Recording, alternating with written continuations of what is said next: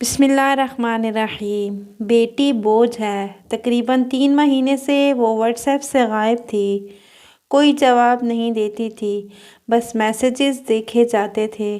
وہ نہیں چاہتی تھی کہ اس کا شوہر اس سے ناراض ہو جائے کہ اس کے منع کرنے کے باوجود واٹس ایپ پر بات کیوں کی۔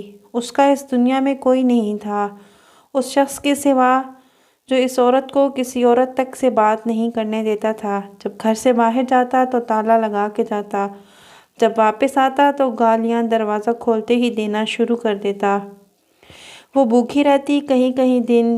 ننھی جان جو ابھی دنیا میں بھی نہیں آئی تھی، وہ بھی اس کے ساتھ بھوک سے بلبلا اٹھتی تھی۔ وہ اپنے رب کو پکارتی۔ ایک دن رب کو اس پر ترس آ گیا۔ پھر 8 مہینے کا حمل ہی تھا کہ اس کی حالت غیر ہونے لگ گئی۔ نہ جانے کیسے اس کے شوہر کو ترس آ گیا تو ہنگامی طبی امداد والوں کو فون کر دیا، یا شاید وہ سونا چاہتا تھا اور اس کی سسکیاں اور آہیں اس کی نیند میں خلل ڈال رہی تھیں۔ ایمبولینس اس کو لے کر نزدیکی زچہ بچہ ہسپتال میں گئی، مگر انہوں نے کہا کہ اس کو پیرس کے بڑے ہسپتال میں لے جانا پڑے گا کہ بچے کے پیٹ میں پانی کی گلٹی تھی اور اس کی زندگی کا ساتھی گھر میں سو رہا تھا، اور وہ ایک ہسپتال سے دوسرے ہسپتال میں مرد عملے کے ساتھ جا رہی تھی۔ نہ ہی تو اس کو ان کی زبان آتی تھی اور نہ ہی اسے کچھ سمجھ تھی، اور اس کا بی پی بہت زیادہ ہائی تھا۔ بچے کے لیے ہنگامی طبی امداد کے لیے کوئی بندہ چاہیے تھا جو ہسپتال کے کاغذات پر دستخط کرتا، کیونکہ ہسپتال کا عملہ اس کو بلا چکا تھا اور وہ نہیں آیا تھا، مگر اس نے لکھ دیا کہ میرا کوئی نہیں۔ یہ لکھتے ہوئے اس کا دل اور روح، ہاتھ سب کانپتے، حلق میں آنسوؤں کے پھندے لگے، نیلی آنکھیں کسی اندیکھے دھوئیں سے جلنے لگیں۔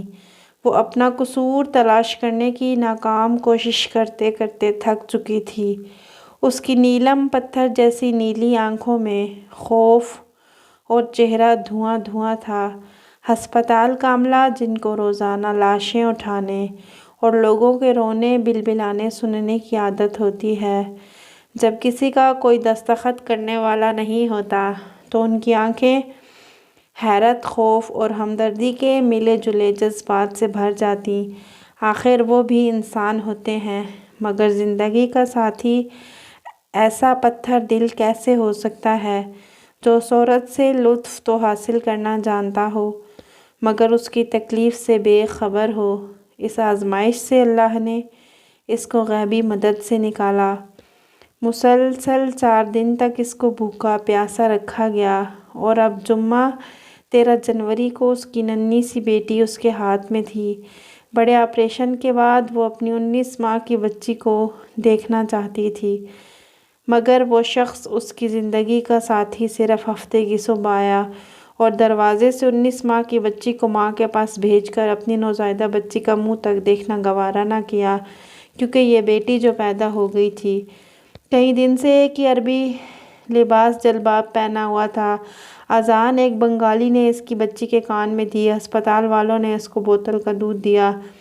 وہ ننھی جان اپنا جرم نہیں جانتی تھی۔ ایک ماں کب تک اس ناکردہ جرم کا بوجھ اٹھائے گی کہ اس نے بیٹیاں پیدا کی ہیں، اور بیٹیاں کیسے زندگی گزاریں گی جو جرم انہوں نے کیا ہی نہیں۔ کیا اسلام میں بیٹی کے حقوق نہیں ہیں، اور کیا بیٹی وجہ شرمندگی ہے؟